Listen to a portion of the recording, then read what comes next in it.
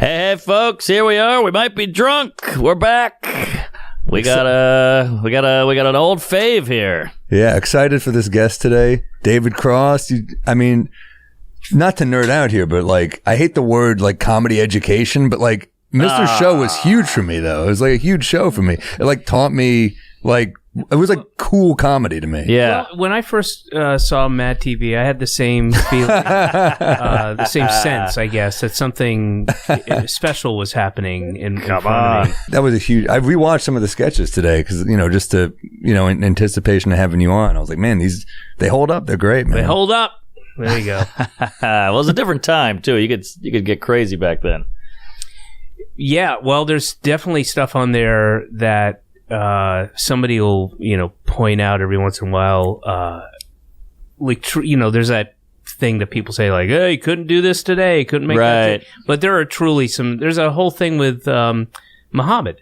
We have a guy as Muhammad, and in a very brief little thing about called like these. Whatever it is, like crazy religions or some kind. It's like a goofy. Thank you very much. This is going to remind some extremists right now that you did this and get you in trouble. We're right now. I'll tell you, we're on 39th on 251 West 39th. Well, it was also 16th floor. You come out of the elevator and you're just going to take a quick left. And then Rogan Studios down the hall, so start there. But it was so cool seeing that show on HBO because you'd wear shorts, and as a kid that blew my mind. Yeah, well, that was it was one of those things that it like Bob was a dress up in a suit guy, and I was not, and I just wanted to wear what I was comfortable in because you have a long day and night at the studio when you're shooting at the stage, and I just didn't. I'm not comfortable in suits or and it's L.A. in the summer. Yeah, right. And there's they were the first several years were just shitty. Well, the first 4 were in a bar restaurant thing that we just sort of got for the first 4 tapings, and there's no AC or ventilation, and it was hot. It sucked. Yeah, I'm not gonna wear a suit, and I was also that kind of to an annoying degree comic who was like anti-authority, Sure. We felt that. That was part of the fun. Yeah. No, I would I would watch it with friends. Like some of your friends get it, and some of them don't get it. But the ones who didn't get it, I'm like, they're fucking dumb. Yeah. That was just the reaction. I mean, there was so many weird ones, like the Monsters of Megaphone Crooning. Mm-hmm. For whatever reason, that one just like hit me. Like it's so weird and great. I think that was if I remember correctly, that was Paul F. Tompkins' idea. I think it was basically there was the Monsters of Rock tour, and just the it was kind of about the hype and the marketing of it, and this is before Coachella and all that kind of stuff. And I think that was a great example of like a sketch that was like a certain kind of idea that was a very funny idea and didn't have a ton of travel to it or story, and then it just became this through everybody sitting around and working on it. But I believe it was Paul F. Tompkins' idea. Oh, he's hilarious. Yeah.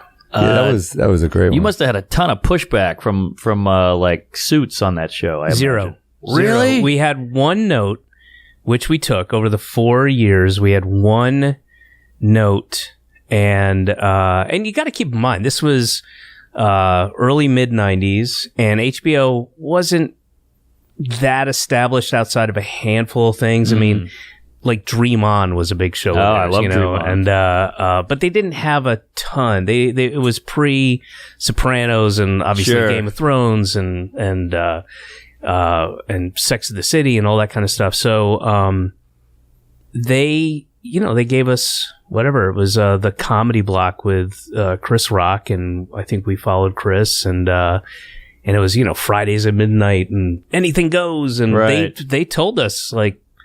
And also, we were cheap. We've got to be must have been one of the cheapest shows on TV. And they just said, yeah, we want stuff that you can't have anywhere else. Yeah. That only exists here. And, obviously pre-streaming and all that stuff. And wish that was still the case. yeah, we literally one note. Wow.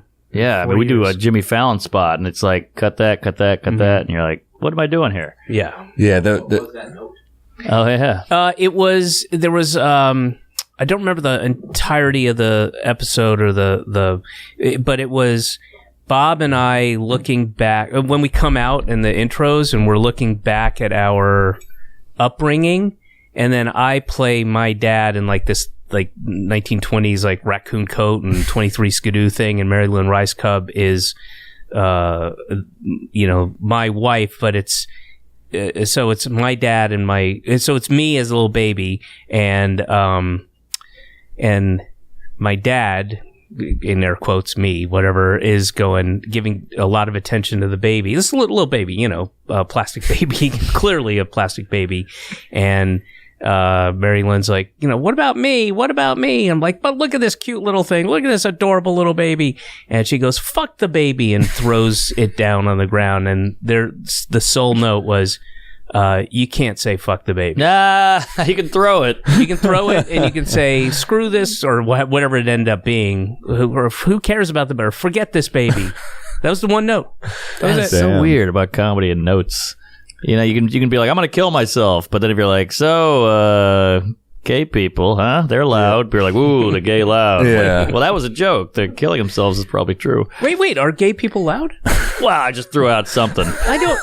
I'm sure there are some loud gays out there. Loud I'm sure and proud. there's some, but is that a stereotype? I just made one up because I was trying not to get in trouble. Puerto Well, it didn't Ricans, work. They're You're in a can't lot of swim. the comments are furious. Yeah. Yeah, man. That's what I love about those sketches. Though is like, I just never knew where they were going. Oh, I just yeah. never. I mean, we all were watching the Ronnie Dobbs sketch in here yesterday, and just the fact that it goes to a guy who keeps getting arrested, and then the turn is that he can't get arrested anymore. Yeah, Like, that was a real important part of the kind of the. We didn't have rules, but we had a handful of things that we were pretty that were important, like not doing specific parodies of specific people, and to keep it somewhat vague, and to be about the idea of that kind of what that person represents, which I think is in part why it still holds up, but as opposed to like when you watch SNLs from, there's a sketch about Tanya Harding, you're like, what? Oh, I vaguely remember that, but one of the things was to tell a story with the sketch if you could, I mean, why not? And then it became a movie. And it became a movie that nobody saw. I saw it. Okay, well, there's I don't know how many people. You got know Mandy this. Patinkin in that movie. We Come did have on. Mandy Patinkin. We had a lot of. Oh man, there was some good stuff. And fortunately, it was Bob and I didn't officially disown it, but we were very disappointed. We were why am I even qualifying it? We were kicked out of editing, and we didn't have we were lied to about certain elements of that we wanted to hand in, that we thought we just assumed that was we would do what made the show successful, but that was taken away from us by people who clearly know better. And so it's hard for Bob and I to watch. I can't even I doubt either of us have seen it in 20 years, but over 20 years probably. But Neither is the public. yeah, that's just as God has intended. But that would never get made today, not because it's offensive, just because it's not Marvel. Because we're too old. Well, there you go. Nobody wants to see me running around with my shirt off at this point. No, thank you you. looked pretty good then. You were thin. Yeah, then sure. Yeah. But there's only so many loud gays that are going to want to see that. But we have a title for this episode. Oh, yeah. Loud gays. Yeah, man. But you talk about like SNL, doing those, I guess time capsule type sketches and Mad TV. Were you resentful of those shows? Was part of you like, fuck these shows? No, not. I mean, Bob was more because he had worked there, and he Right. did not have a great experience there. They'd miss out on a lot of talent. Like Bob is a great example of a guy that they clearly didn't understand. I mean, I've always said this. Like Larry David. it's not. It works for what it is, and it's a really hard thing to have. To have 1 week to turn around a live show and to have to humor a guest who doesn't have any particularly, any skill set in comedy or anything like that, and that's a hard thing to do. And I just have zero interest in it. I don't watch it out of like resentment. I don't watch it because it's not very good. And you could tell that there's a lot of great ideas there, and if they had the time, and there's the on-screen talent is phenomenal, and I know that there's good writing in there, but they just don't have the time.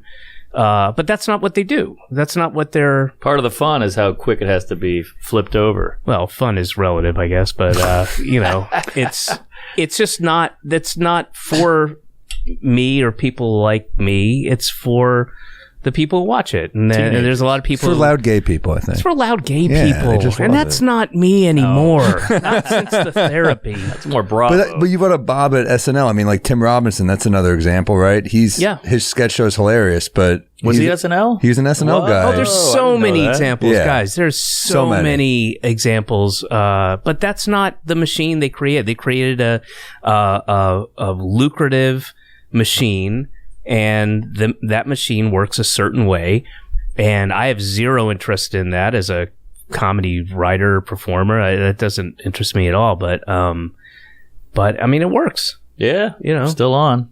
They're always that weird, like SNL's dead. They do that every 10 years about, but it's still here. But you can see. I mean, you'll see a sketch that if that sketch was able to go through kind of the process we had at Mr. Show, like, oh man, I bet that would have been that would have ended up being a great sketch. You certainly have the comedic acting chops there. Everybody's really exceptional, and it's just the writing doesn't get a chance. But it's not meant. That's not what they do. Yeah. What's your favorite Mr. Show sketch that you ever did? Oh man,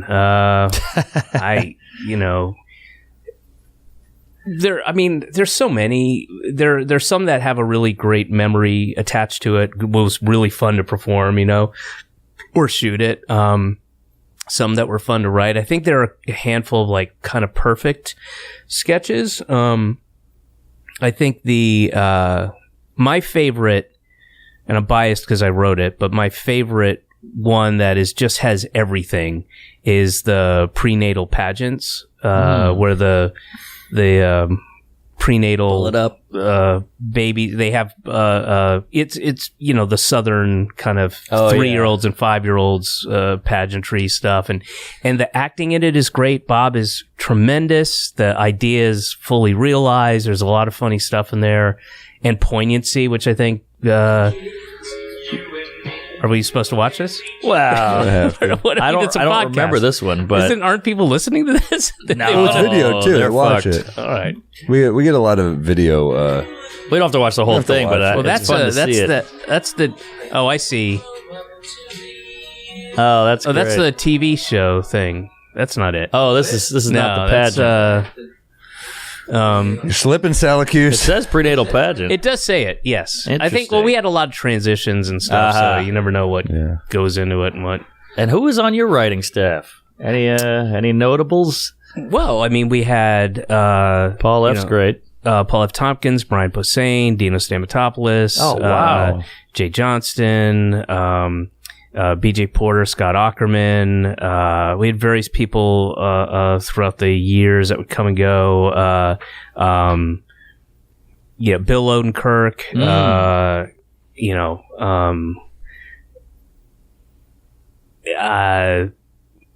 There's some others. No, that's a hell of a list. Oh gosh, I'm probably forgetting some. This is going to get me in trouble. You forget how long some people have been in this biz. Yeah. Because were you a New York kind of Lower East Side alternative guy? No. I was in Boston. And before they had a term, before alternative was a term, but it was definitely, especially in Boston in the 80s. I moved there in 83, end of 83, beginning of 84. And there was definitely like a kind of a division between two schools of thought for comedy, and then people who had their kind of had a foot in both equally comfortable in each camp, like Mark Maron, Louis C.K. Those guys kind of did both. Yeah, did both very well. And then some people who didn't cross over to the other thing as easily. But Janine Garofalo was a big part of that. Oh, yeah. But there was it wasn't like we all sat down and, strategized it out. It just sort of was. And then we had our places to play. Like there was Catch a Rising Star in Cambridge. And that was definitely the alternative or quote unquote, whatever you want to call it, experimental, And then there were, there was, Nick's and Comedy Connection and various places that were way more of the, kind of blazer, brick background and roll your sleeves up and, punchline, set up, punchline. Did the same act for literally decades. To a lot of those guys, yeah. Yeah. And they're great. I mean, like you would, some of those guys are just so extremely talented and just in awe of them. But then when you see them over the years and you keep working with them and you're like, this is literally the same thing. I know. Well, I think that's why a lot of them become alcoholics. Oh, they were already alcoholics. I think it's hard to do that sober, but if you're hammered, you're like, it's like an autopilot thing. You can just kind of go on. But to be totally present for that, I think it is hard. And the pressure to kill. But then the option is don't become an alcoholic and write some new fucking bits. Well, I'm not defending it. I'm trying to make sense of it. Yeah, I don't know. I mean, maybe, but there was a big, there was kind of a macho element to it too. To murder. To what? To murder, to kill, all the time. Yeah, and to be the top of that food chain, and I mean, like really talented guys, like the funniest fucking guys, but. It was a little depressing. Like, that they've been, because you know them personally, and that this certain thing happened. Somebody ended up in jail or whatever. Right. Something happened. And, like, you're not going to incorporate that into a bit. You can't. You're still doing jokes about paper towels. It's just weird. It was weird. And they're not tapping into the darkness and it's gold. A lot of those stories, but it would require failing and working the bit out where they have to go out there and crush it. That I think is a big part of it. Yeah. I think you just hit the nail on the head. We have to have a lot of humility to keep writing because it sucks to bomb. Yeah, I think that's a big part of it. And if you're, this is, times were flush and there was a glut of places to do comedy. Everybody wanted it. And if you're one of those top guys, you could make a lot of money doing 5 sets a night over the weekend. Yep. All cash under the table and tons of blow and drinking and partying and yeah, I mean, you could, it's a lifestyle that would catch up with you, of course. Sure. But, I mean, it's tough to say no to that, Yeah. But I think Mark, I think the idea of working material out and not, and not killing is just, they don't do that. It's not part of their thought process. I know, but it's hard. I've got an hour right now that's cooking, and then you throw the new one in, and you just fall off a cliff, and then you have to get it back up. So I get it, but you still got to do the new. But then what David's saying, it's also true that you become that guy whose reputation is to kill. Yes. So if you don't kill, they're like, what the fuck? Yeah. Totally. So that's tough too. I mean, there's nowhere to really work out. They're not going to go hit an open mic or something like that. Yeah, well, if you don't have a following, you start playing gigs where they're booking you to have the killer set. Yes. Yeah. So it's tough. It's just a different mindset, a different approach, a different, you value different things differently, and It's one thing cool about Louis is like when he was doing that an hour a year thing. Yeah. He'd have this great special. We all loved him. He was huge. He was, praised. And then he would come back with nothing and he would bomb for like 3 months. Yeah, absolutely. And we were all like, this is the guy. And then 3 months and 10 days and it was murdering. Yeah. That's how it's called work. Yeah. Yeah. And that part can suck, but it's also fun and it's thrilling. Satisfying to. There's like a piece that you're just like I don't know I can't crack this. I know there's an idea there somewhere. I've tried it, and it's just not worth the time. And then you are about to ditch it, and you just stumble across like, I'll approach it this way, not this way. Nothing better. It's great. It's a great feeling, and you nail it, and then it becomes, then next thing you're awarded a Nobel Peace Prize. You're at the Kennedy Center Honors. All kinds of stuff. You get a Skechers, promotional contract or a free pair of shoes. I'm going for Vans. I'm a Vans man. But then there's guys that you never see where I've never seen Mulaney try anything new and struggle. Every time I see him, he's just got gold. Yeah. There's some guys out there and gals who are just, just on it. Kumail was like that. Everyone's got a place they bomb, though. They must. He must do it like on the road, slipping it in, and then he's probably just smooth at it. You have to. Everyone's got that. Yeah. Because if we're watching Chris Rock miss on a couple, then everyone is, But that's what the seller's process. for. Yeah. The seller is for that, and there are a couple places. Don't forget, when you go to L.A., you go to the Improv, or there's a handful of places where, and it's mostly where there's a tourist crowd, and they don't give a shit if it's not your A material. They're thrilled that, Aziz or Sarah Silverman or whoever is like, oh my God, we went to New York, we went to LA, we went to Chicago, and we went to go see a comedy show, and you're never going to guess who came down. I don't think they care that much that it was, it wasn't 7 minutes of solid shit. They're just thrilled that, and who wouldn't be? You should be. But we're not Sarah Silverman level, Not yet. I mean, wait till the blockers kick in, and that loud gaze chunk that starts hitting. No, we no. We got? Oh, look, there we go, Mateo. Yeah. Oh yeah. But have you've noticed that Mateo and Mark they share a similar. What? They look are similar. you serious? Yeah. Wow, that's the nicest thing anyone's ever said to me. I don't see it. Oh, I do. I mean, maybe I get a stash. Mateo and I were making out the other night. Really? And I thought. Well, Mark, kiss him. Let's see if this works. All right. I'll see some resemblance. Do you not see that? I'll tell you, we're both. He's all Italian. I'm half Italian, so maybe there's something there. But just look at that. Come on, guys. That looks like guy. you. It looks like you doing a character. That's his personality, by the way. Yeah, but that'll get me canceled. But no, it is interesting. I mean, do you still tour a lot? Are you on the road a lot? I'm about to go out and tour. Thank you for setting that up, Sam. That was beautiful. That was just perfect. Why, you can go to my website, officialdavidcross.com, and you'll see the dates. And if there are tickets available for some are sold out. Sure, I'll say that. Ooh. For the tour, it's called, there it is, Worst Daddy in the World Tour. And you can go get tickets. It starts in early March and will run.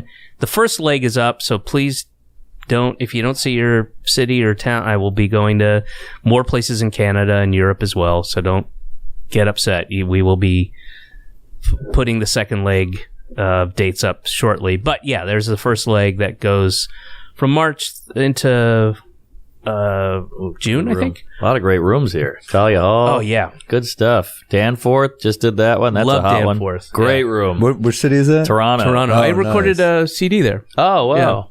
Yeah, you use our buddy to open a lot, Sean Patton. Yeah, Sean's going out on this tour. Oh, yeah, I love Sean. Sean's our guy. Yeah, we love he's him. great. Great comment. Tough follow, I bet. I mean, he's a high energy fat guy. I love him. I love his brain and his how quick he is and how extemporaneous it all seems. And he's great. He's one of the good loud fats. Yeah. What'd you say? One of the good loud fats. One of the good loud fats. Yeah. Great I storyteller. don't want to call him too. fat. He's not fat. He's portly.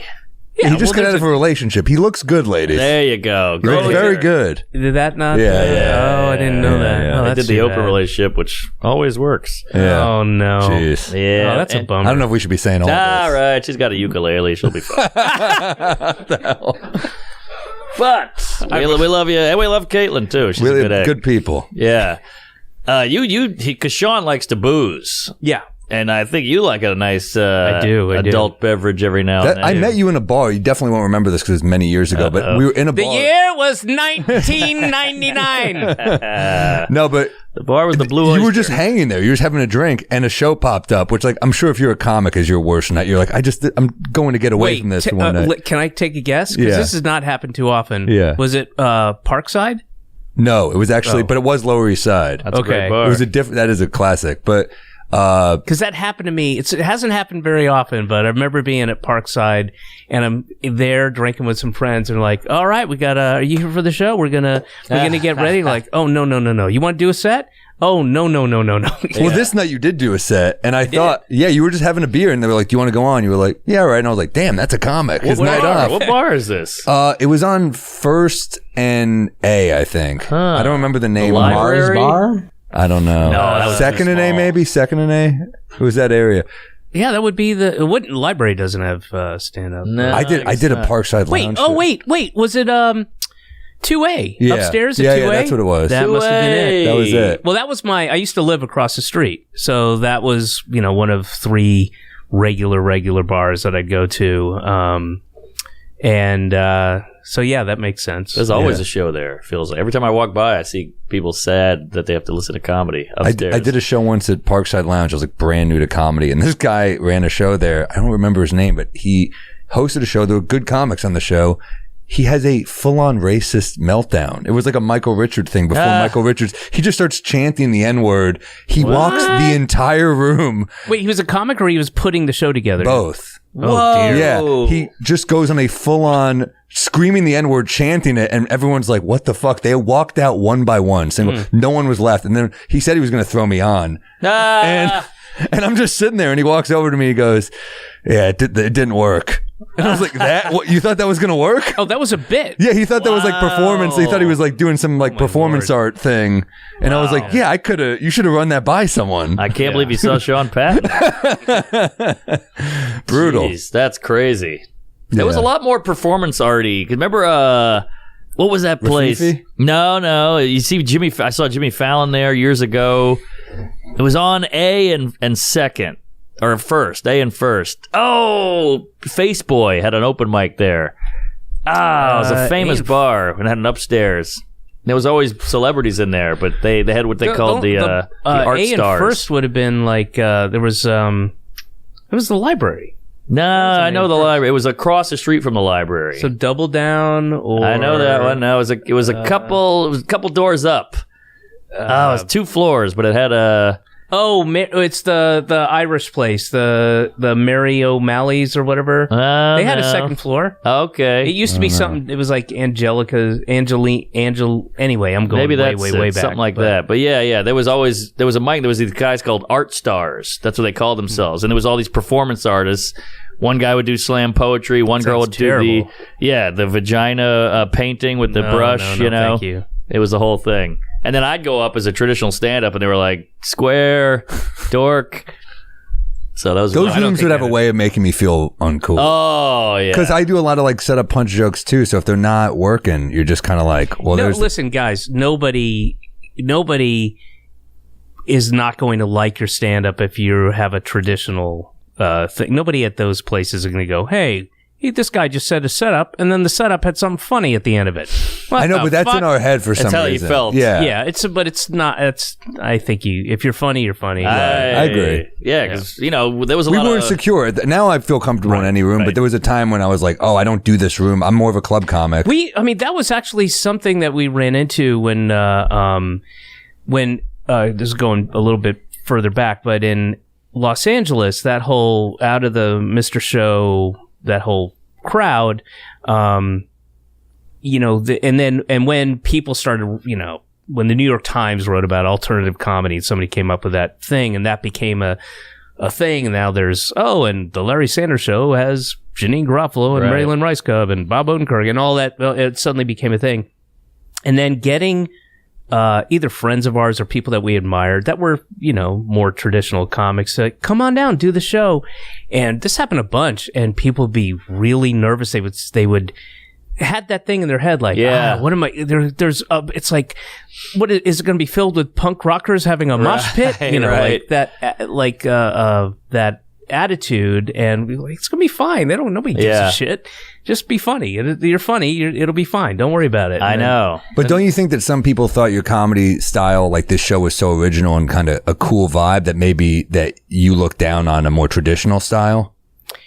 Perhaps, yeah, but we tried to dispel that notion immediately. You know, That's nice. because Yeah. it wasn't it happened more than a handful of times where Sure. people were like, oh, I don't know if they're gonna like me. Like, of course they'll like you. Yeah. There's no rule. We just Be funny. and it's a person that you know and admire, so you know that there's something there. Just come down and you'll just discover it. Just have it's a safe place. Yeah. It's a comedy safe place. Yes. And he had guys I would see Todd Barry at the Cellar, then I'd see Todd Barry at UCB, and he would Yeah. kill Yeah. everywhere. Yeah. Yeah, Todd is hilarious. Man. Yeah, just funny guy. What about what do you get recognized from the most? Because you've done so much stuff. I mean, is it Arrested Development? Is it Mr. Show? No, it's I was reporter number 3 in the Amelia Earhart story. Nice. That's and big. Come It is on. big, and I Does she show up at all in the movie? Yeah, it's her story. Oh, nice. A lot of people go, excuse me, I'm 92 years old, but if I remember correctly, weren't you reporter number 3 That's pretty cool. in the Amelia Earhart story? And we go, yeah. Tobias would Yeah, probably it's got to be the Yeah. never main nude. thing by far. And then, you get your random... I was at a bar. Sam, you're going to love this because I was at a bar by myself drinking the other night, and I got a note on a piece of paper bag, brown paper bag, just torn off, folded. Guy put it in front of me and then walked back to his table. Said, "Thank you so much for Todd Margaret. I'm a big fan." Whoa. Like, that's nice. And he was a middle-aged black man. Hey, Nice. you go. never know. Yeah, there's another one in my corner. Yeah. Now we mentioned you like to booze. You're at bars alone, and I heard on a pod you mentioned you did crack once, Yeah. and you said you get it. Yes, it was really, I want to say it's life-changing, but the fact that I stopped was That's the an tough part. affirmation. You did it just once. Yeah, it was a long once. Oh. The once part like a took. binge. It was, so I was in, this would have been 22. this was in London, and it was around, I want to say 2006. Crack in London? Maybe They have 2006. I didn't know No, they that. got everything, yeah. It comes with free healthcare, so it's not the worst. Sure, that helps. But, and I was, there's this guy, and I've mentioned this guy, and people are like, oh yeah, they know his name or whatever. He's dead now, but he was famous. I didn't know this at the time. I was in Camden, and which was kind of an older, kind of sort of where hippie meets punk kind of aesthetic, and there's this guy who used to sing, and he was like kind of very punkabilly look and leather jacket and greased back pompadour, and he would be in the back of this fish and chips place, very small place, and somebody, oh right, of course, it was one of the Vice guys. So it was this guy named Andy Capper, who's got amazing stories, and who's, I haven't spoken to him in a long time, but we would hang out, and that's a guy you're going to get in trouble with. And we were there with this a friend of mine who happened to be over there, and him, and we ended up with this guy and these two out of central casting for London, I would say they were probably early 40s, late 30s, but looked older and just kind of beaten up, but very cackly women. And we ended up going back to his flat, which was like up some stairs, and I remember a fish tank that just had dirty dishes in it. It was like a fish tank, not with fish in it, but just like an empty fish tank. It was just filthy. The place was filthy, and doing crack and going, this is, and with like really going, I like this. I like the crack, but I smoked this thing that made me like the disgusting thing that I was in. It wasn't like an hallucinogenic, or you didn't think about stuff, and I didn't think it wasn't even like crystal where you're like, my future is bright, I love life, this is great, I'm gonna walk around and just enjoy the thing. It was just until you're actually inhaling it, I'm like, this is awful. What am I doing here? People willingly. Well, how did you even get to that point? It just was it going around? Yeah. And we bought it. We knew what we were doing. Okay. No, we knew what we were doing. This guy, Andy, got us to introduced us to this guy. This is what we're going to do, and this is what we're going to do for the next hour. But that next hour turned into till dawn. Here's the other important part to this is I have a show that night. I'm doing a month-long residency at the Soho Theatre in Soho in London, and it's important, you know. Yeah. And I'd always made a deal with myself, always that I still have. Like, if I ever drink too much, get too high, do too many drugs, whatever the thing is that prevents me from doing a show and doing the show like I can do it, then I have to quit. Ooh. And I have to quit. I like that. Because I can't have that. And that's a bad sign. And I have a very strong tolerance, huge resiliency for that kind of shit. And I'm like, if it gets that bad, and that was the point, because I wanted more. Yeah. And it's probably, at this point, sun's up. It's probably 7 a.m. Oh, boy. I have a show that night. There's been no sleep. Yeah. I had a show. I had a show every night. And then ended up in Camden, and then at whatever it was, 10 o'clock, started to smoke crack, and I was still there.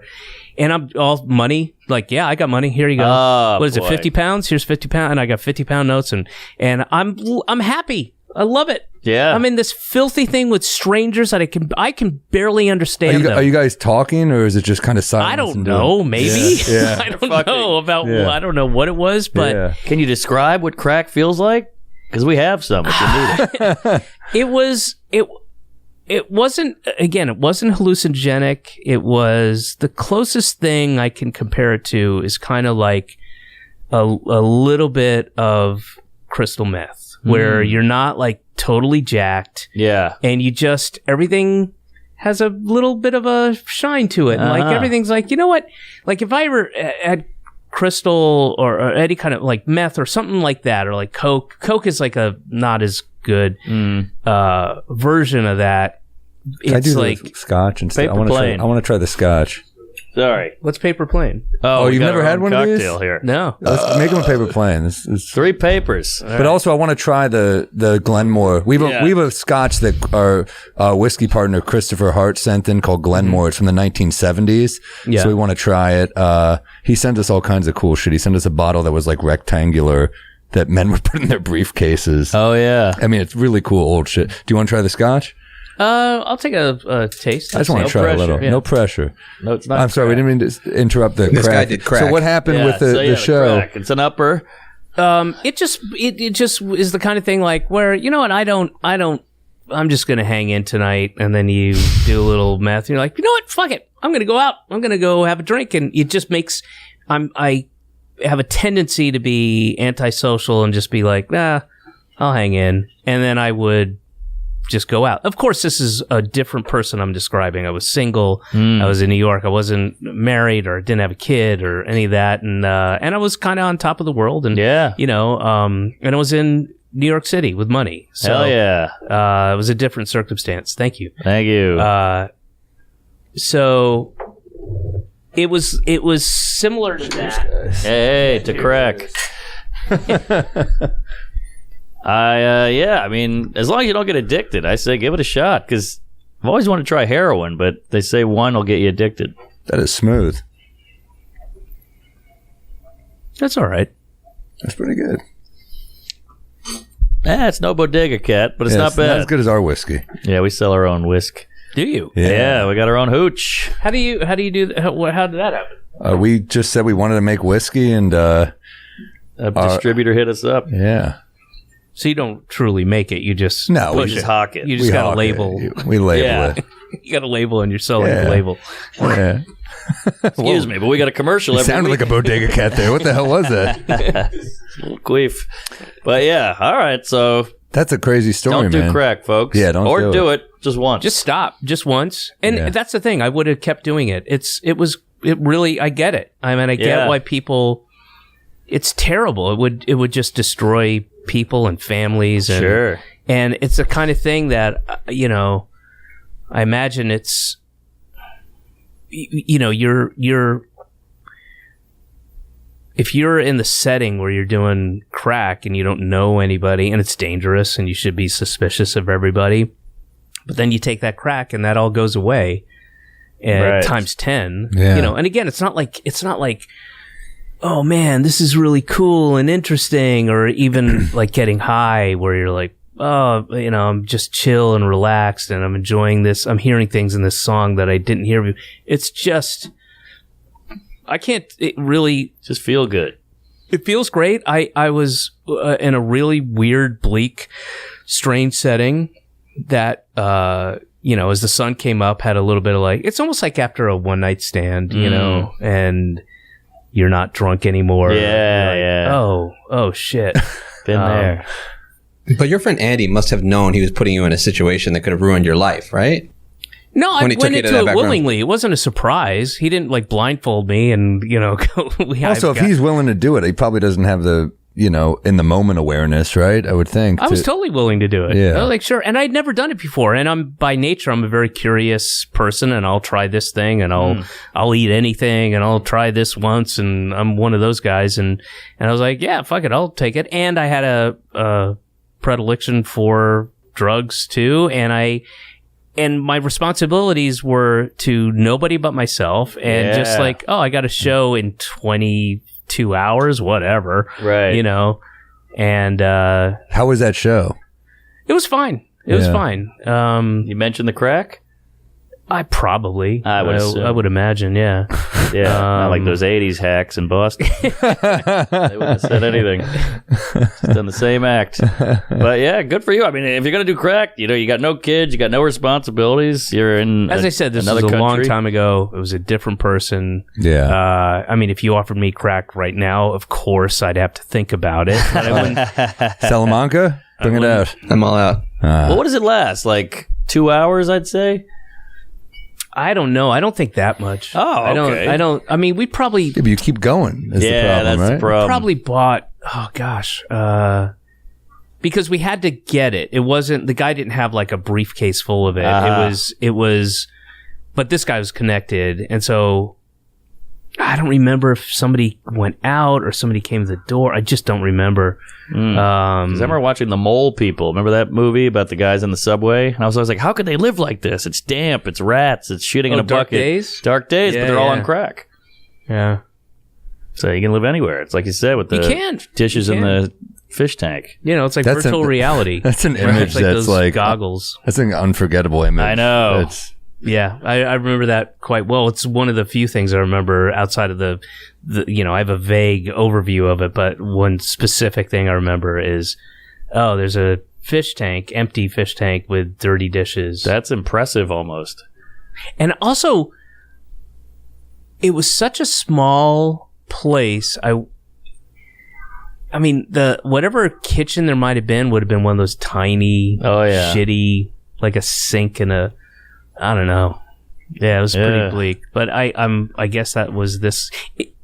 It's kind of similar to, when there's a guy, whether they're like homeless or they're just indigent or whatever, on your local guy or woman who's always hitting you up, and over the years does it, and it's that feeling of like I've got just enough, and now I got enough money to get a cheese pizza, and this will hold me, and I'm just gonna sit in my room, and then I'll come out when I need more money for another cheese pizza. Well, that's the thing about meth. Is at least with the meth, you'd clean up, probably. Yes. Oh, and you scrub to the... what I'm saying is all life is precious. There you go. That's what I want you to take from this. All life is precious. All right, well, you hear that, Whitney Houston? Probably not. No, she doesn't, I guess she didn't, think. but she liked the crack. Man, first Gerard, now you. What's happening here? What? Did he He went hard at her. Oh, really? No, I don't know. Another beer, That's please. a little Thanks. weird. We got to ask a little bit of Arrested Development. I know it's a big change of gears here, but like, Two legendary comedies. So I mean, such an insane cast to be a part of. I mean, that was so quickly. There are a handful of shows where you're like, the cast is perfect. Yeah. Like, I can't imagine. Thank you so much. I can't imagine, other people in those roles. Right. Like, and Ron Howard directing. Or narrating. Yeah, narrating. Sorry. It was an amazing cast that kind of got pulled from every corner. And you think about, nobody really knew who Michael Cera, Ali Shawkat were, and only, I was under the radar, and nobody knew who Will was, and or Tony Hale. I mean, just it was pretty amazing. Just all heavyweights, like everyone on that. And I mean, R.I.P. Jessica Walter, man, she was so damn fun. Were you? Oh yeah. Were you close with her at all on set or no? I was not particularly close. I mean, we were all, supportive of each other, and we worked together for 5 years over the years, and all that cliche shit about being a family is true. I mean, but yeah, it was. I'm still friendly with. I was just hanging out with Michael, 4 or 5 nights ago. Oh wow, yeah, doing crack. Nice, nice. And Michael just had a kid. All right. Yeah, that show. I mean, it's on Netflix, so I just put it on, and it's so fun. It might have the most jokes per minute, maybe 30 Rock. Yeah, but it's up there with rapid fire. Yeah. Well, I remember when it first came out, and the internet was not new, but relatively we were kind of finding our way with it. But discovering jokes that I didn't realize were there. Yes. Through like chat rooms and stuff. The things that I didn't get when we were shooting it or watching it later. Like it didn't occur to me that, either conceptually or something that, was planted in one episode and then paid off a season later in another episode, shit like that. There's a documentary about the show and like people who love the show, and they have shit in there where they talk to the writers, and half of it I missed on the show. Yeah. I mean, down not just a regular cast, but down to like Carl Weathers. It's amazing. Yeah, get yourself a soup. Yeah, yeah, amazing. And Henry Winkler. Yeah, everybody's oh my god, it's quite a cast. Yeah, Will Arnett. God, yeah, doesn't get any funnier than that. Yeah, man. It's one of those things I think about, like. Because they were struggling to find Job. When they first brought it to me, they asked me to look at Job, and I had no handle on Job at all. Mm-hmm. But then you watch Will, and you're like, oh, of course. Yeah. That's it. That's Job. Who else? There's no one else that would be Job, and Tony Hale. Just all of it across the board, Are you still consuming comedy as a comedy guy, or are you kind of like, I just go out and do my shows and I go home? Well, probably less intensely than I used to, but I mean, I'm still hunting for the dark, cringy British comedies, of which there are many. Peep Show. Yeah. And occasionally we'll see. Thank you. a name on the Netflix algorithm or something. There'll be thank you. No pressure. I'll take a sip. All right. See how it is. And I'll check that person out. Yeah. Or something. Somebody that the kids are talking about. I'll go check them out. A guy named. I don't know if I'm going to get this right. Sam Morril, who, I didn't know if you. Oh, there he is. He's up on the thing. There he is. Okay. Oh, that guy. Yeah. But yeah, I'm actually watching this show currently. I'm almost at the very end of the first season, and I'm really digging it. British show called I Hate Susie. It's good. It's really good, and also just right up my alley. It's takes its time. It's got some really cringe moments, but they're willing to kind of explore the characters. It's good. She kind of gets canceled online. That show is great. And it starts off like that. I mean, the thing just hits the gas running, which is there's another British show called. You feel it too. They did an American version, but the British show Shameless. Oh yeah, is great. I mean, check out the British version, but that show.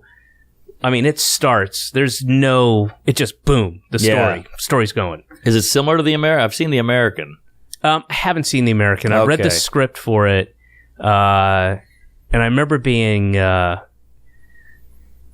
disappointed that it took place in Chicago. Which one of the great things about the British show is it's all, almost all of it, at least for the first couple seasons.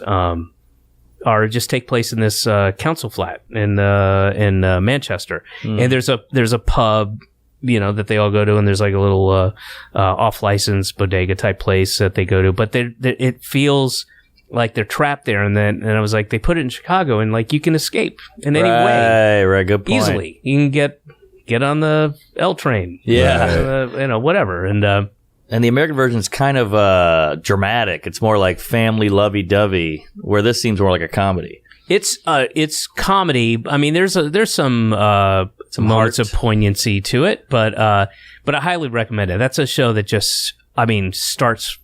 And great cast. Also another great cast. I'm going to check these out. Are there like comfort watches for you on the road that you just revisit? Is there stuff that you're like, this is my road thing? I never watch TV on the road. Really? I go, no, I mean, my show, I'm doing like 2 hours.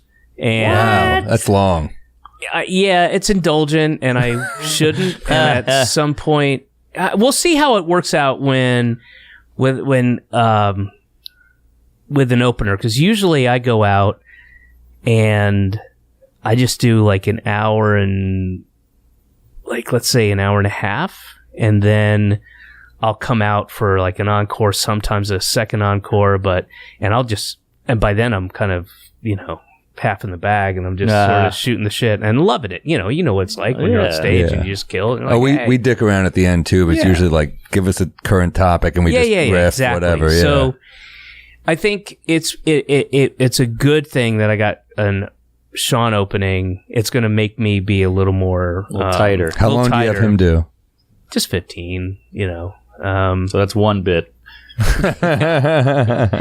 Well, I'm kind of similar. My bits are long. Oh, man. yeah. When people are like, "Can you do 5 minutes?" Like, no. I can do 12 seconds, or I have plenty of like little jokey things, or I can do 9 minutes. So do you get the guy like, I want to see Tobias, and now you're talking about politics? Not so. I mean, my 2016 tour, or was it 16? Whatever it was Make America Great Again. I want to say that was 16. That one had a bunch of people like would walk out all the time. Oh, really? Yeah, on the whole tour. I mean, I can count on one hand the shows, not including Europe, that people walked out, and sometimes angrily, sometimes really did not care for. But was there a joke that walked them, or was it? Just enough with the Trump or Republicans or Catholic bashing or whatever it was that they didn't like. Right. I'm not Mormon, but I'm not going to stand here and listen to you badmouth Mormons or whatever. That's usually who's most offended is people that aren't the thing you're talking about. It's true. On behalf. Yeah. Yeah. There's a lot of that. I've never seen on behalf of another religion. That's a new one. Yeah. But I'm projecting, assuming that, but not so much anymore. Occasionally, I just did this little kind of mini tour to get ready for this bigger tour I'm doing in March, and everything was great. Like sold out, everything was sold out. It was awesome. But there were two. There was Washington D.C. and Birmingham, Alabama, I think was the other one, and it happens, friends of friends are like, hey, we got tickets to the guy from Just Shoot Me, or did you ever see Men in Black? Well, that guy, whatever the thing was. And I forgot about that. And that's how they know me. And they don't even, it's not that they know me and they're excited. It's just like, you could tell somebody brought them. Yeah, it was part of a night, and people aren't like furious. They're just like, it would be the same thing if you went to, an evening of white Christian nationalist racist comedy. You'd be like, yeah, it's not for me. And I'm leaving. Speak for yourself. It would be interesting to watch that though, just to see what the hell they do. You dealt with this when you opened for JB Smooth. Remember, there were people that were mad he wasn't Leon. Yes, there was a lot of yarmulkes out there walking out. Oh, this is nice. Isn't it good? Yeah, Paper plane. I feel like we've kind of jump-started the popularity for this. We're getting tagged in this constantly. Wait, I want to go back. So people would go see JB Smooth. Yeah, in the heart of Curb, and he would come out to ba ba da ba da ba da, and it's all these Jewish people going nuts. Yeah, and then he would talk about eating pussy for half an hour. What the fuck are they thinking? I know. What are they thinking? Because I have zero sympathy for those folks. Oh no, no, but it's just a weird. I mean, it's annoying for JB to deal with. Yeah. But it was a white crowd for sure. Yeah. Which I thought he's a really funny guy, though. Oh, hilarious. Yeah, I knew him way back in the day, way before Curved. I can't remember from what. But yeah, like L.A., Los Angeles. Well, he has that old story about how he was driving from St. Louis to another gig in a snowstorm, and he had like $8 to his name, and then he got the call, like, you got Curb, and he was like, I was about to be on food stamps, and it just saved his life. Yeah. He was just like a road dog. Yeah, he's a really nice guy, too. Good guy. Yeah. I told you, I opened for McCaroline's. He's murdering. I leave to go get a beer. I come back, and he's climbing the diamond on the wall. That's how high energy he was. Yeah. Are there any comics starting out that you were like, oh, shit, this guy's awesome, I got to kick it up? Or like when you were in the 90s or whatever, we were like, this is the dude. That were peers of mine? Peers or people that you just looked up to? Well, I mean, yeah, they're like the people that, and we had as you guys know, it's a very, very supportive group of people. I mean, you don't get this kind of jealousy that you find in other aspects of the arts. You don't find like backstabbing. You don't, at least my experience is, people are really supportive of each other, and it's one of those things that everyone could kind of relate to an actor's situation, whether it's good or bad. But even if they're not an actor, but with stand-up, everyone has that thing in the back of their head, like, you truly don't know what this is like unless you do it. Oh yeah, and you do it a lot, and you will have really high highs and really low lows, and it's just not that applicable to other things you do in life. And so, my peers who I really looked up to, and I wanted, like, it meant the world to me if they liked something or they gave me constructive criticism, but it was couched in like, this is really good, but I think you need to do this. I mean, people like, the people I mentioned before, like, Louis and Janine and like great joke writers like Laura Keitlinger. I mean, just great joke writers, and Sarah Silverman and Dave Attell and that whole group of people, and we were all friends too, and then coming out, and the people I looked up to, like when I was a kid, it was Richard Pryor and Steve Martin, and then later Stephen Wright and Bill Hicks, and people I got to meet, which was a thrill, and Gallagher too, not his brother. I was waiting for one. Well, that's the cool thing about comedy is like I could see you opening for Bill Hicks and he'd be like, this guy's weird, or this guy's a little off the wall. But the cool thing about comedy is if it's good, you'll get a show. Like you can be seen as off the wall by one guy, and then another person can be like, this guy's brilliant. You still made it. Yeah, there was this. This is quite tracking with what you were saying, but it's similar in that when I was younger and I was taking whatever work I could get, when I was still in Atlanta, which is where I started. Was the Punchline the club there at the time? Yeah, Punchline in Sandy Springs. And now there is still Punchline, but it's moved. I think it's in Alpharetta. Connected to a diner. Yeah, you hear that cash register during your set. Milkshake machine. You see the Jello in the little thing. Yeah, and the glass. But there was shit. What was I going to say? I totally lost my starting in Atlanta. the drinks are kicking in. Starting out, you take all the work you can get. When I'd go out and I would do, I was opening. I wasn't even middling. I was just opening for various people. It's some I connected with immediately, some I did not. But if I hadn't seen the headliners act yet, and I came off stage, and then they would say like, "Man, you got some balls, kid," then I knew they were gonna suck. And that's almost 100% of the time. Wow. That was a good arbiter of what their act was going to be. When I can't believe Cosby said that. Boy, I'll tell you, you got some guts, kid. Or you get one of these.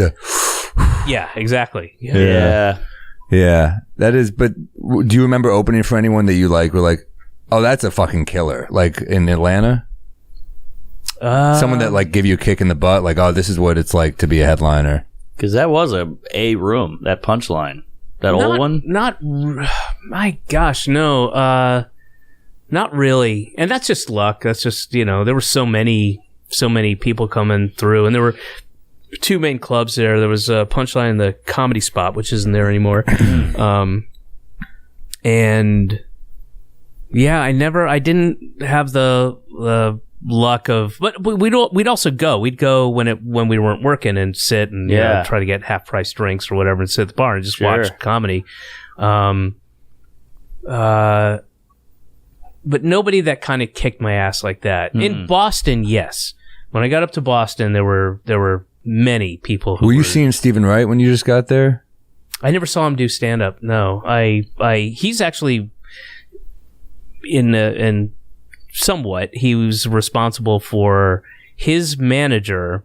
So, Lauren Dabrowski, who unfortunately isn't with us anymore, who was part of my sketch group. She was a stand-up, again, a foot in both worlds. I had this sketch group there, and then she went on to be the head writer for Mad TV eventually, but she died of cancer, unfortunately. But she was good friends with Stephen Wright, brought Stephen Wright to see me do stand-up, because my stand-up was, weird and edgy or whatever, but also raw, really unrefined, and still finding my voice and figuring things out. And he convinced his manager to come up from New York. Wow. And that at that point, our manager only had 3 clients. It was him, Tom Kenny and Michael O'Donoghue, who's also not with us, was a writer on SNL, the original. Tom Kenny of SpongeBob? Yeah. Oh. And in so many Mr. Show sketches, yeah. Uh-huh. And he convinced, so he came out and saw me. He convinced Tim Sarkis to come up to Boston, and then he basically signed me, and that, put me on this path that brought me to West 39th Street. Wow. There you go. Wow, Stephen Wright, man. Damn, what a guy. That's Paper cool. Plane. Why is it called Paper Plane? Beer Jew? Oh, it's an old drink. This guy in Chicago in the 80s invented it, and it's based on Prohibition style drinks. It was made in the 80s. He just used the same proportions. And so I'm not sure exactly why he called it paper plane. There doesn't really seem to be any history behind it. Most drink history is just living anyway. Yeah, that sounded cool. It probably started out as one thing, and then by the third drink became a completely different thing. So history's a little suspect. We got these fun facts too about the Glenmore whiskey, the 70s bottle from our whiskey fun! partner. I love fun. Well, he said there used to be an agreement. Stuff he got. There used to be an agreement never to use women to sell whiskey, and Glenmore was the first whiskey to say fuck that and use women in sex to sell whiskey. Who was the agreement? I don't know. I guess they just didn't. It was an unwritten rule, I guess. Some guys in Scotland. Everybody in Tennessee, Kentucky was like, no women on our bottles. Yeah. So they say it's owned currently by the same company that makes Pappy. So Pappy Van Winkle. Good Also, stuff. I hate to shit on your story, but We got the paper plane. says that it was someone came up with it in 2007 and based the name off the MIA song "Paper Planes." No, that's not outta even here. remotely. This is old. old. Says. This is Wait, hold on. I saw it in two places. I got a third one that it's 2001 and it's after 9/11. There we go. Sorry. It also says here 2007. And the That's wiki, too late. This is an old drink. He said modeled after an old drink. Oh. After an old drink, but I'm pretty sure it was made in Chicago in the 80s. This is my favorite new cocktail that you've made us. Yeah. You've made us a lot of good shit. But These this are is- some really fun facts. Yeah. We lost David officially. It was a good run. Fun stuff. Fun Fun. about this kind of drink, though, is it's all equal parts. And the reason that Prohibition cocktails were always all equal parts was because cocktail recipe books were seen as paraphernalia, and bartenders could get arrested for just having the recipe books on them. How do you like that? They couldn't write them down, so they made all their drinks very simple. So it would be equal parts of each alcohol. I see. Just remember what alcohols to put in, and then you put on equal parts. It makes sense, but going by that logic, at some point you're just going just throwing shit in a glass, right? But that's how a lot of drinks were made, right? That's why cocktails became so popular Yeah. during and after the Prohibition, was because you didn't have quality alcohol, so you couldn't drink it. You can't drink alcohol. So you had to mix it with other liqueurs and stuff. That's to interesting. make that all palatable. Because before the Prohibition, when whiskey was made legally in the United States, everybody just drank whiskey maybe with a little water because it was very well made. Yeah. And then when people started making it in their bathtubs, you have to cut it with something because That makes sense. 110 proof, and your teeth will fall out. Yeah. Well, I tried some whiskey that was made in a fish tank, and it tasted like plates. It was awful. But no, it's interesting. I mean, this and Corpse Reviver number 4, I think, are my favorite ones. I don't remember that one. Yeah. My favorite is the number 2, though. That's the most popular, too. Oh, okay. Do I have to see I've only had the first one. Do I have to? Yeah, man. Do you have any pet peeves? Anything just bothering you? I do. But can I take a piss first? Please take a piss. Yeah, let's Just pause take a little it. break. Show the man where the urine is. This show is sponsored by BetterHelp. When life gets you feeling overwhelmed, working with a therapist can make you feel more prepared and take on everything that life throws at you. I think therapy is very important. I'm in it. Mark is in it. BetterHelp is the therapy option that's convenient, flexible, affordable, and entirely online. You fill out a brief questionnaire, get matched with a licensed therapist, and switch therapists anytime for no additional charge. Easy! If you want to live a more empowered life, therapy can get you there. Visit betterhelp.com/drunk today to get 10% off your first month. That's HELP. That's BetterHelp, HELP.com/drunk. Hey, folks, feel like your best self in 2023 with Liquid IV. I got about 9,000 bags of this stuff. I got to bring it in here because we're putting the booze down.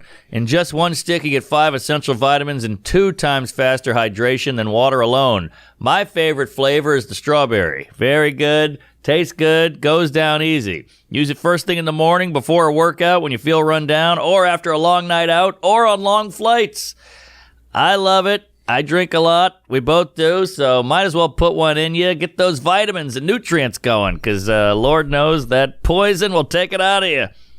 Free from gluten, dairy, and soy, it contains the 3 electrolytes, 3 times the electrolytes as traditional sports drinks. Uses cellular transport technologies designed to enhance rapid absorption of water and other key ingredients into the bloodstream, baby.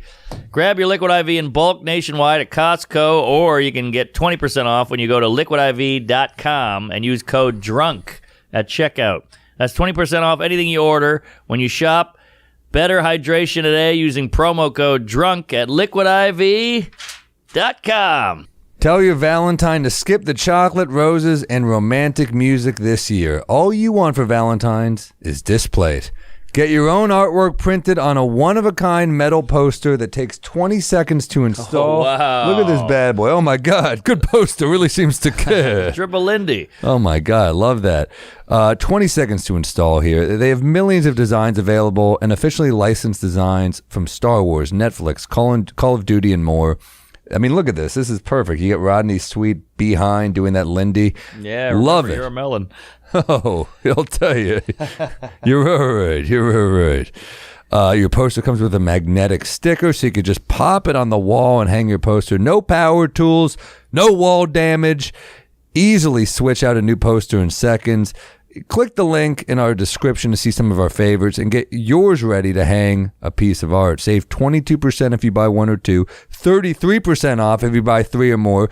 Discounts will automatically be applied to your cart when you click the link, or use code DRUNK when you visit displate.com. That's displate.com, code DRUNK, or click the link in our show notes. Yeah, Dave, do you have peeves? I do. One of the I have a couple. I have many. Please. And the first 2 are kind of attendant with each other. But I really despise angry, like 0 to 60 want to hit, want to punch, or just knock with my elbow. The people who come out of the subway and then stop right there and they get on their phone to look for where they are or whatever. The people you run up the steps and then they just stop right there. Yes. And it's infuriating, and that's not just a New York thing. I've seen that everywhere, where people, you come off and they just stop, like, oh, look at where am I? Do I go this way or this way? Or let me check my phone. And yep. It's not just directions. I think it's like an addiction too, that they just like they went up steps and they need to just look at a text. Whatever it is, just like fucking move. Move. There's a million then, spots you could stand.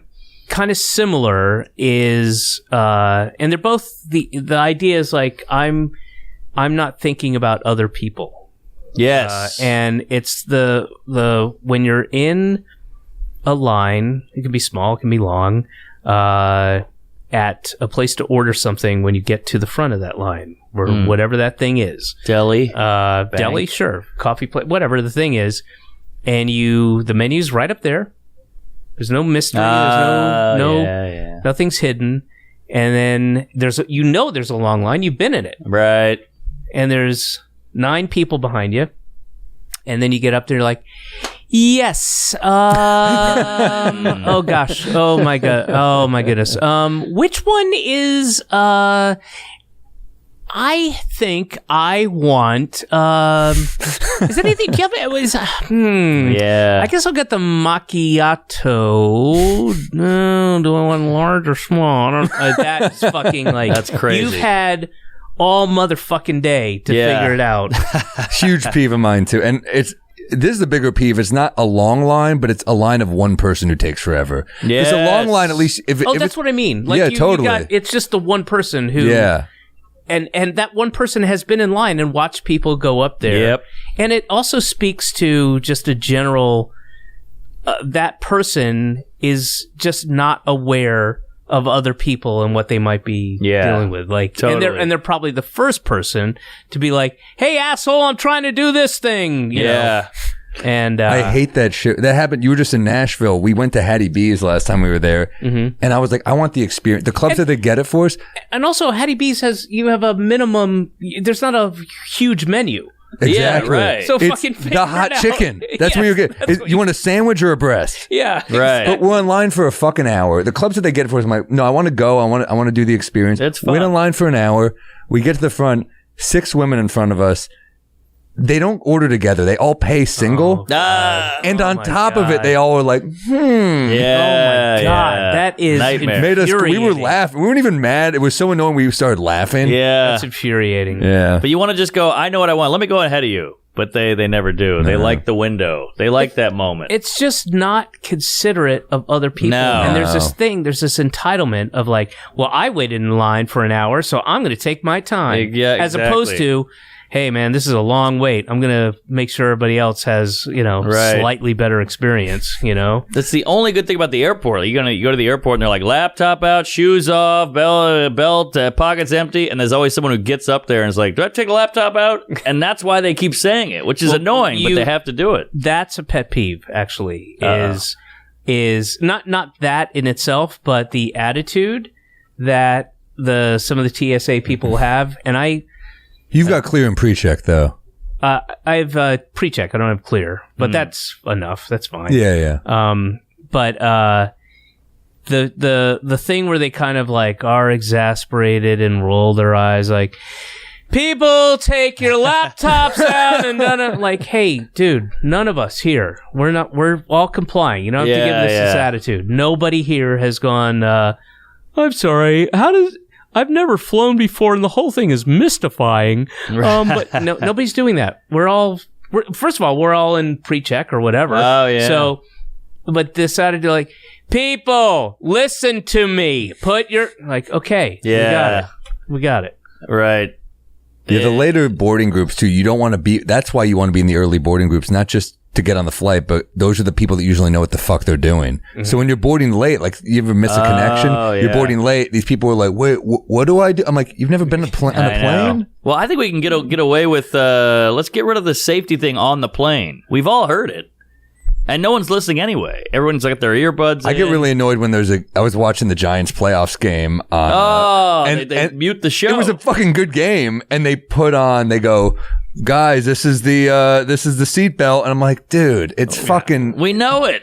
And they make it long. They make it long on purpose. It's like, don't tamper, don't fuck with, don't play with, don't smoke. You're like, have you thought of petitioning the FAA and seeing if, like, when there's a playoff game, we're all aware. I write it every time. Speed it up. They always go, do you have we fill out this survey, and I always write announcements. Too many announcements. I write it. You fill that out every time. Wow. I just write that. That's all I write, and I push send. Then I send a dick. That's like what my mom says to do. She's like, you should write a letter. I don't think that's happening anymore. Well, she meant like long form. Like, yeah. Oh, she really did. Write your Dear congressman. Delta Airlines. Well, you've done it again. But yeah, that's a good peeve. I'm up there. I saw a guy looking at TikTok in the turnstile, like literally, like kind of leaning on it. There's 4 turnstiles. He had one of them. Yeah, that's pretty awful. You know what I saw on the turnstile? A guy was ripping his fucking tooth out. I don't know what drug he was on, but he's ripping his tooth out. And this is meth. And everyone on the Tooth Fairy will give me one last hit. Okay. Where's that Tooth Fairy?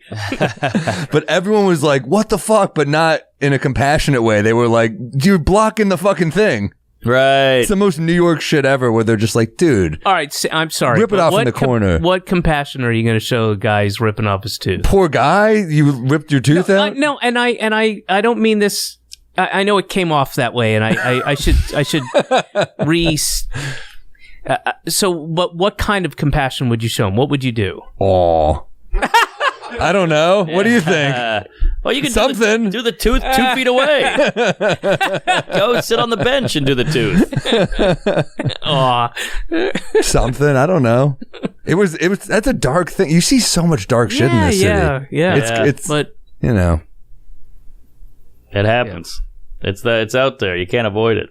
But that's what makes the city the city. Another subway peeve is the guys who try to get off before you get on. Or they try to get on before you get off, rather.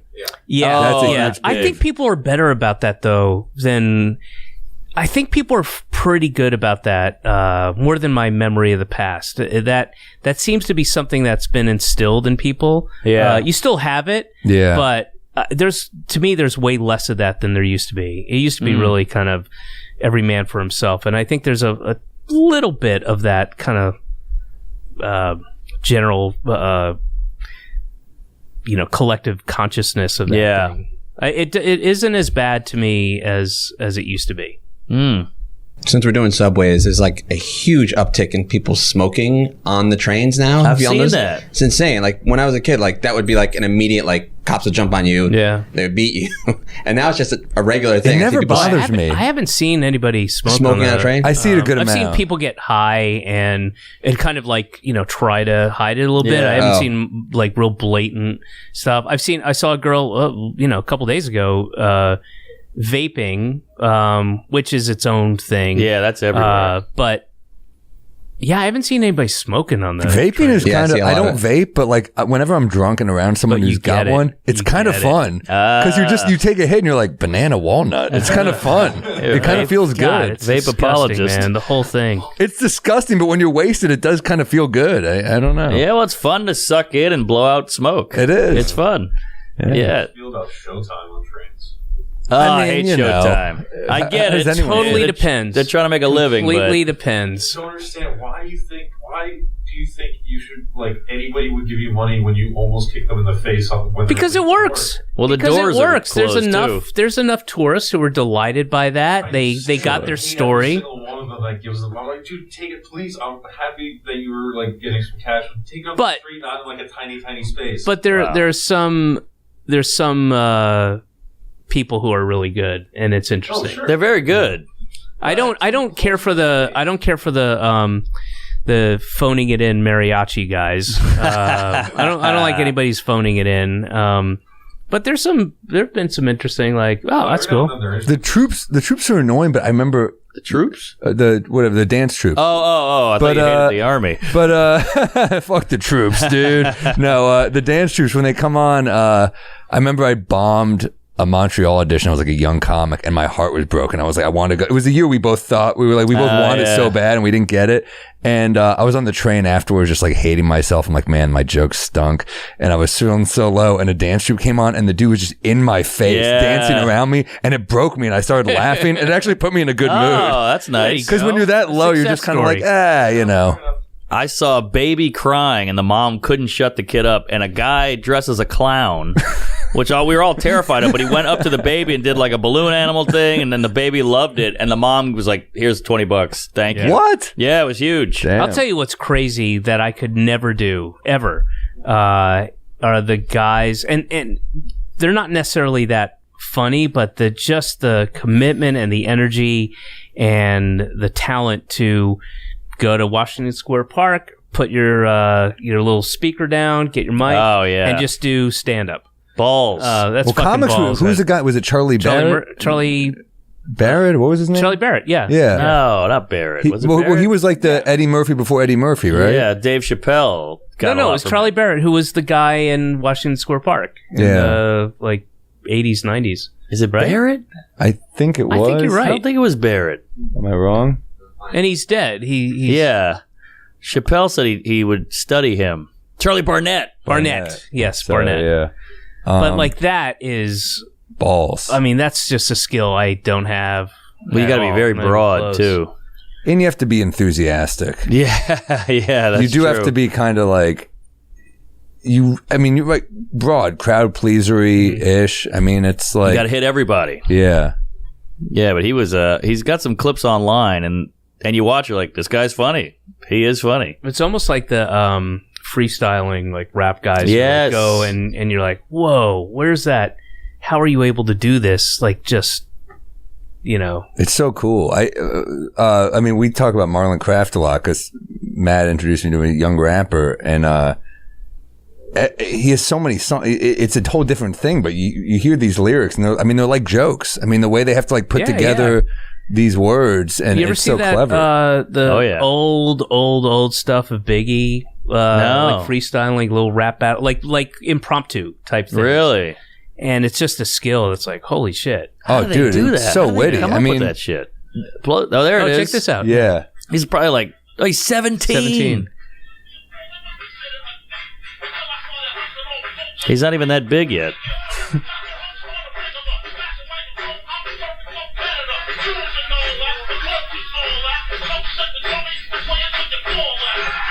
No, I love when the guy caves. That's the best.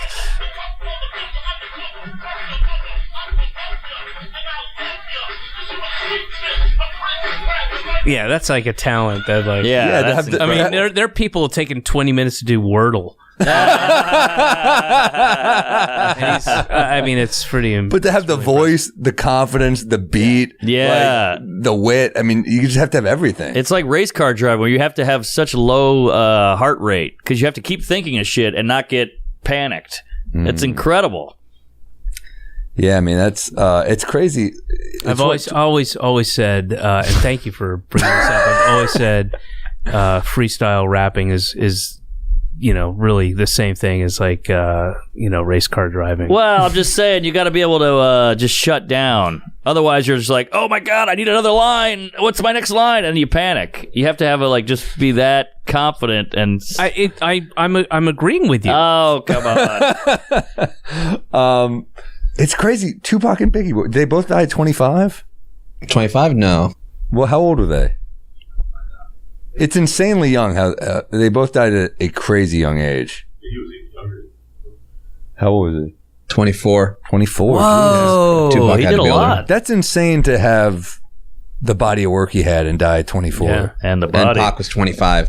Yeah, that's What? you're There right. you go. Yeah. Holy shit! It's like that's unreal. Wow. And Tupac has an insane catalog. He has so many fucking albums. Yeah. I know. And movies. Younger Yeah. than Jesus. Jeez, man. I mean, There's the 27 Club too. They didn't even get that far. yeah. What is that? Joplin, Cobain. Yeah. Yeah. Hendrix. Yeah. Hicks. No, Hicks was 30. No, 32, Hicks I is think. older. 32 or 33? I think you're right. That's 33. like the Jesus Club or something. Yeah, right? yeah. I don't know. Amy Throat Winehouse. cancer. Winehouse. There we go. That one's tragic as fuck. They got a lot done. It makes you really feel. I didn't do Conan until I was 29. When you dabbed. Even that doesn't mean much. No, it was a big deal for To me. us, it was a big deal. Yeah. We're different comedy classes, like that. To us, Conan was a big deal. Well, wait, I didn't do. That was my first. Hang on. Late night. That was my first late night thing, and I didn't do that until I was 30. Shit. Yeah, but you had a TV show. I might have. Yeah, I mean, it would have been because of that, but just barely.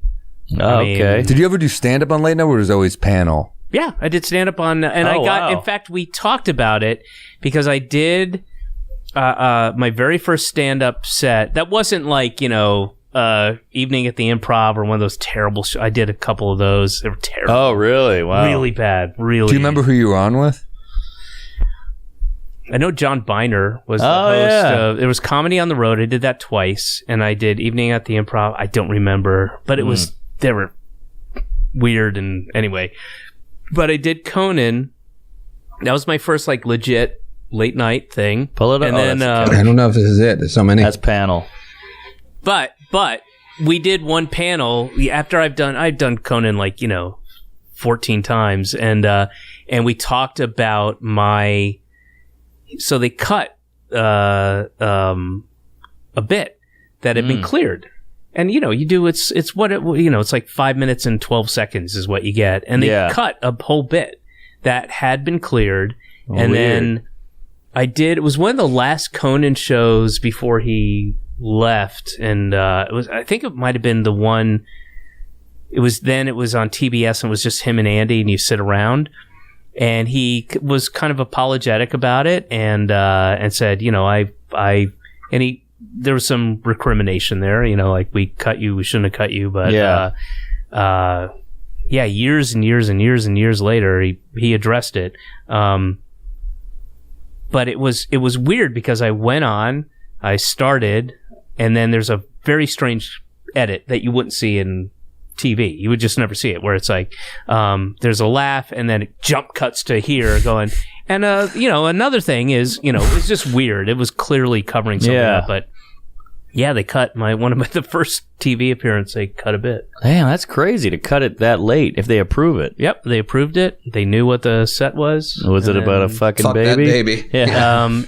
No, it was about we don't know what Jesus Christ sounded like, and he could have sounded like an effeminate Southern man. Oh, that's why. And then I just did Jesus as an effeminate. Oh, that's great. I turned water into wine. Yeah, it was, yes. Basically. All right. Well, shit. At least you can still do it in your act. It's not on TV. Well, yeah, it's on. It exists somewhere, I think. But what year was Shut Up You Fucking Baby? Because that was big. Yeah, 2001. No, it was right after, because I have jokes about 9/11. Yeah, you had 2002. the improv troupe, right, about 9/11. Oh, Salted Nuts. Yeah. Well, there's the thing about Gabriel, which is the name I gave this guy who I saw rollerblading with a gas mask. That's all true. That really? Literally, yeah. I do not lie or make shit up and say it's true. When I say something's true, it's true. And and it was the day after, I think. And just the whole fucking city is traumatized. Yeah. It's crazy. And there's the 14th Street tanks and arms. Wow. Yeah, it was nuts. And on Houston Street, so I went out. The whole day and the night was surreal and bizarre, and everybody was dealing with it in their own way. And there was, it was all unknown. We didn't know what was happening. What would tomorrow bring? What awfulness is happening? Of people still couldn't get in touch with cell phone towers were down, Right. and all kinds of crazy shit. But nobody knew. You can look back on it and go, yeah, it was some crazy times, and the first week was weird. But the mindset, kind of like the beginning of COVID, all we're hearing is sirens and there's body bags. You don't know what's happening the next day, and you don't know what you're waking up to and what kind of world you're waking up to, what kind of New York City. And I'm just walking around. I don't know what I'm doing. I guess just sort of seeing what else is out there. And this guy is coming up from the west side, going west to east on rollerblades. A loud gay, I would imagine. Sunglasses. No, sorry, not sunglasses, but gas mask. And then, threw on his whatever early aughts tight, short, rollerblade disco fucking outfit. And he's attitude, like real severe attitude. I can see he's coming up house, and there's no traffic, obviously. There's no cars, nothing. And he's fucking coming up with determination. That's New York. That gives you hope. Yeah. But that was, a bit that became famous from Shut Up You Fucking Baby. That's all true. Yeah. Yeah. It's all... You were here at 9/11. Yeah, I remember leaving school. And we had to leave school early. My dad came to pick me up. He was like, yeah, we're under attack. I was like, oh. What? Okay. Where were you? Midtown. I went to high school in Midtown. And then my dad, we got a pop quiz that day, actually. Our teacher, we got bombed. We got attacked. Not bombed. Wait. Your school continued? Yeah. What? We had a Spanish teacher give us a pop quiz, and all of us were like, "Fuck you! We're not taking. We think we're under attack." Yeah. Wait a fucking second here. What time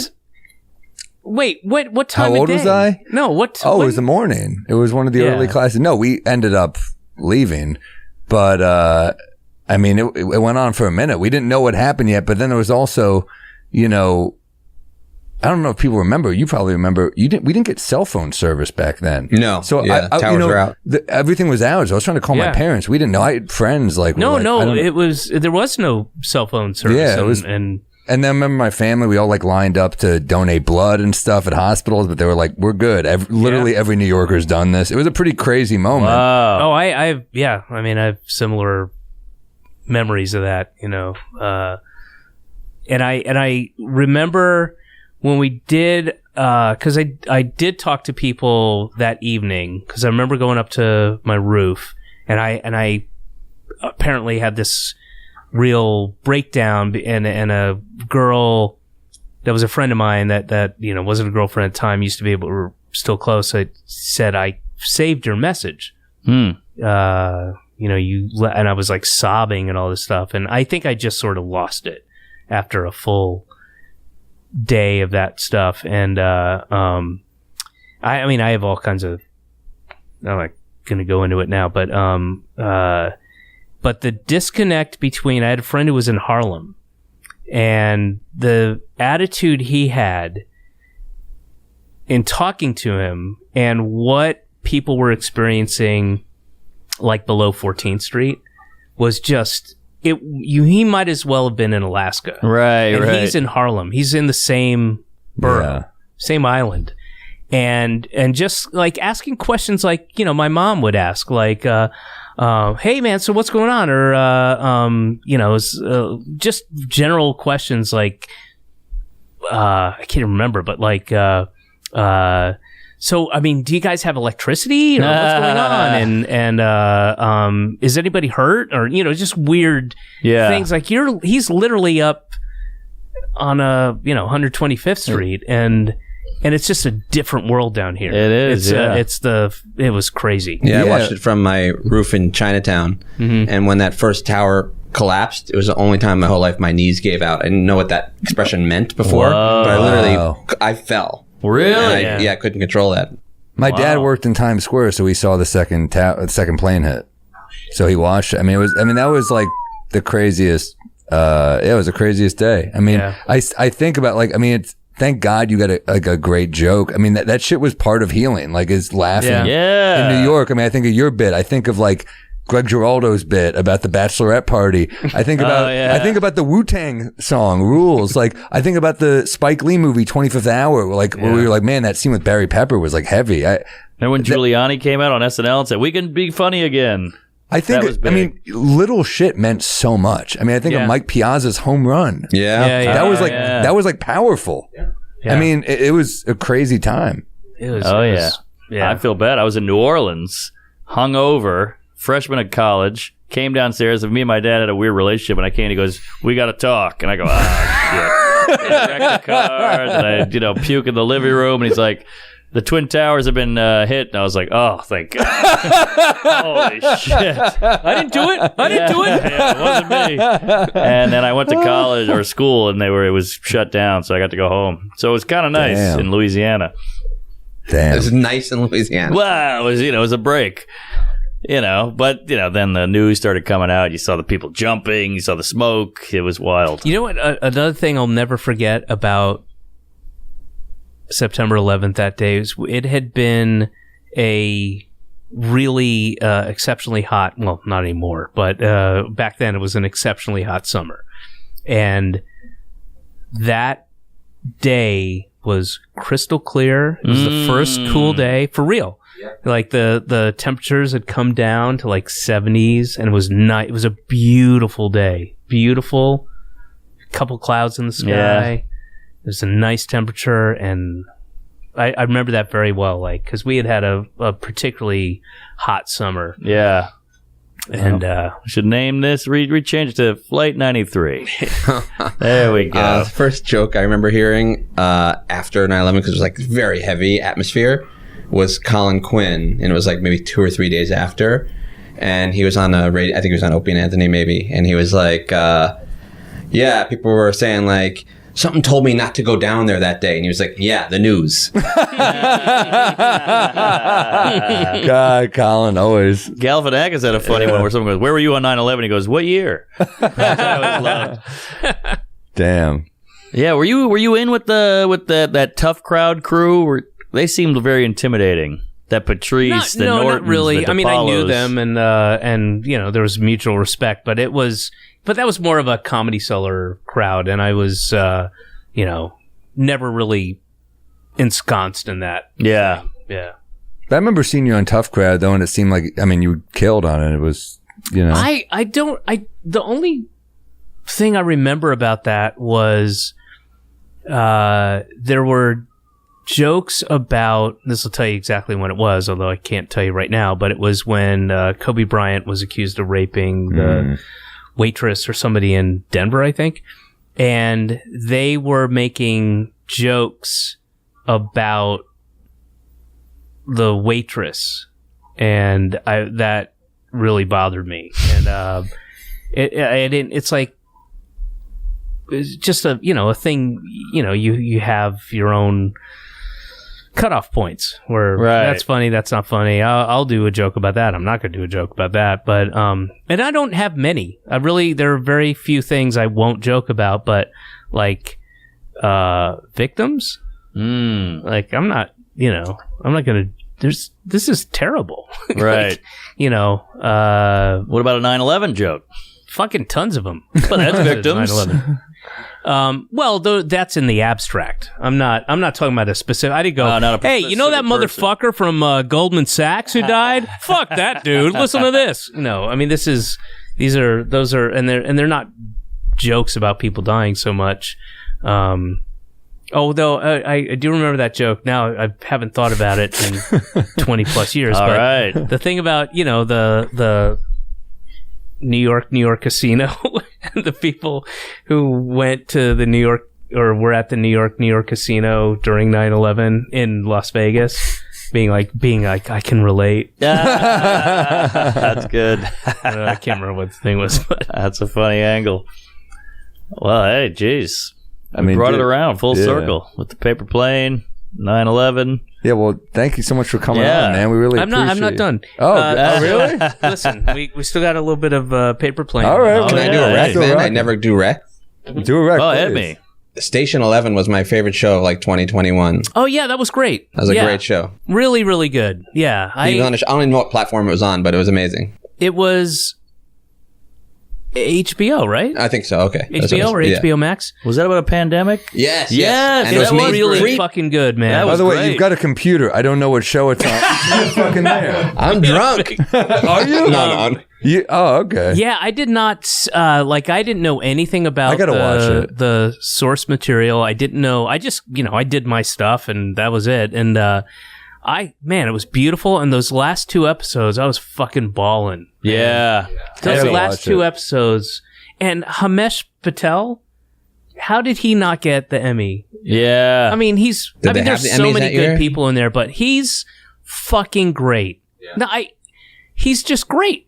I'm going to watch it next. This is my next It's show. really good, it's man. good. It's really I'm good. pumped to It's watch well it. done. It's like a movie. So well done. Patrick Sullivan, who was the showrunner, who took that book and turned it. It's just beautiful, and it's a surprisingly optimistic message, and it's just so well done. It's so fucking good. Yeah. And the last 2 episodes, I was bawling. And to watch it during COVID, it like really hit home. Just all at home. Is that accurate? They were making it pre-pandemic, and then did they finish it in the pandemic? Or Yeah, it was. I think started pre-pandemic, and then the pandemic hit, and it was shot in Toronto, and I happened to be in Toronto, stuck in Toronto. My wife was working there. It's a long story, and it was bleak, man. It was really tough time, and quite depressing, and not good for our marriage. And I remember calling my agent, going, "I will work on anything, literally." I'm not relegating that to anything, but I'm like, I'm sitting in a house that's an Airbnb. It's not my house, with a hyper 4-year-old. My wife's working, and I'm got nothing, and we're on month 4 of who knows how long this shit's going to be, because we were locked down. There was nothing open in Toronto. Especially Toronto. And everything was open here. right. I'm like talking to Bob. He's like, "Hey, man, I just did a set in New York. It's great." I'm like, "Oh, man." And it was really hard. And We shot a special on rooftops in New York City. yeah, There was nothing open. We were just like, well, let's just do some weird shit. God bless you, man. Yeah, we were like, do anything. We were going crazy. dude, I didn't do a set for a year and 7 months. Woo! I'd go crazy. I was going crazy. Yeah. A year and 7. That's the longest it's been since I started when I was 17. I've never gone that long, not even remotely close to not doing a set. You realize how much we need this shit. It's such a part of our. Last night they were making fun of me because I was so tired. I was off the road, and I was like, I should cancel at the Cellar tonight, and I couldn't do it. Yeah. I was like, I couldn't send the text. I was like, fuck it, I'm in. Yeah. Well, I don't know, and it's absolutely fine. You're along with most people if you haven't saw my last special. I'm from the future, but that is about at least part of it is about not being able to do stand-up. In the first set, I'll never forget it, I was supposed to go out on tour, and then the second wave, the Delta Omicron wave came and canceled that tour. I'm like, fuck it, I'm not going to go through this again, because again, you don't know what the future is when that's happening, and I'm like, have to cancel a tour which I've never done in my life, and it was one of the sickest feelings I've ever had. Just like, I love doing stand-up. I need it. I have to do it. And to develop this, hour and 15 minutes, whatever it was, and then to have to cancel it. So I just shot it at the Bell House. I scrambled and put it together, and it's on my website, officialdavidcross.com. Yes, you heard that correctly. And it's about, a lot of it is about the, not being able to do stand-up and being stuck and the pandemic and all that shit. But the very first set I had was at the Sultan Room. And it was... I came back with my daughter. My wife still had to be there for shooting the show the minute we could. And when I say minute, I mean, what's the flight? The earliest I can get out of here. I'm going to have my daughter for a month without my wife. It doesn't matter. It's just, we're going back. We're getting out of here. We're getting the fuck out of Toronto. We're going home. Things are open. It's nice out. Mm-hmm. My kid can ride her scooter and socialize, and I can do stand-up, whatever. And I know my wife's not going to be there for months. It's like, I'm happy to do it. Just me and her. Great. Yeah. And my first set was at the Sultan Room, and I was like, just get me anything. And I almost started crying. Wow. I was starting to talk and, going like, this is, I haven't been able to do stand up for, the last time I did a real set was, and I started to lose it a little bit. And then I riffed this thing that actually became something in the set that I just kept in there, and it was really fun to do, but I just riffed only to save myself emotionally, because I was about to start crying. And it was the beginning of the set. Yeah. And, you can close a set by crying, but don't open a set by crying. And I was like, oh, this has been a dream of mine. And, I dreamt about this day. And then I just turned it into this riff about a weird dream I had with people in the audience. But it's, it was one of the most powerful things I've experienced, where like, it's so important to me, such a part of my makeup, and I have to have it. Unlike any other, if I never wrote another thing, if I never acted in another thing, if I never directed or produced, okay. But if you said I can't do stand-up, it would crush me. Same. I get it. And that's because that's the thing that should be on our terms.